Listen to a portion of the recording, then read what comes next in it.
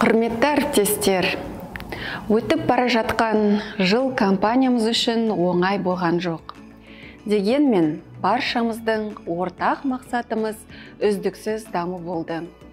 Қазпоштаның осы жылы жеткен жетістіктері 20 мың қызметкердің күн сайын атқарып жүрген адал еңбегі мен табандылығының арқасы. Ішкі процестерді оптимизациялау нәтижесінде сервис сапасын жақсарта білдік. Цифровизациялық шешімдер бос уақытымыздың алатын қажетсіз операциялардан бас тартуға көмектесті. Халықаралық қатынастардың арқасында Қазпошта қызметі ақш, Европа, Қытай, Эстония, Вьетнамға дейін жетті. Табысымыз артып, қызметкерлерімізге премия тойлай алатын жағдайға жеттік.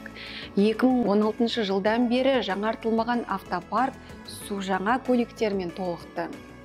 Елордада бірегей фулфилмент орталығы ашылып, Қазпошта керуен, кеден, әлеуметтік әмиян және тағы да басқа бірегей жаңа өнімдерді іске қосты. Шалғайдағы тозып тұрған бірқатар бөлімшелерге толықтай жөндеу жұмыстары жүргізілді. Amazon, AliExpress, Озон, iHerb сияқты әлемнің алпауыт компанияларымен ынтымақтастық орнаттық.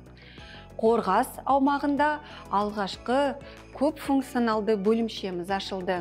Ауыл тұрғындарына бұрын қолжетімсіз болған мемлекеттік қызметтерді ұсындық. Компанияның алдағы 10 жылға арналған жаңа даму стратегиясын қабылдап, болашақтағы жоспарымызды айқындап алдық. Ордалы 30 жылдығымызды атап өтіп, мемлекеттік сенімді серіктесі бола алдық. Еліміздің әр тұрғынына поштамен сәлемдемелерді үздіксіз жеткізіп, мыңдаған қаржы агенттік қызметтерді ұсындық. Осының барлығы сізбен біздің қаржылы еңбегімізбен табанды жұмысымыздың нәтижесі. Мен Қазпоштаның одан әрі өсіп өркендейтініне, ұлттық пошта оператор ретінде халыққа қалтқысыз қызмет ететініне сенемін. Осы жолда сіздердің бай тәжірибелеріңіз бен адал еңбектеріңізге сенім артамын. Бірлік бар жерде тірлік бар. Ендеше алдағы жылыда бір тұтас ұжым екенімізді көрсетіп, компанияның одан әрі дамуына бір кісідей атсалысайық.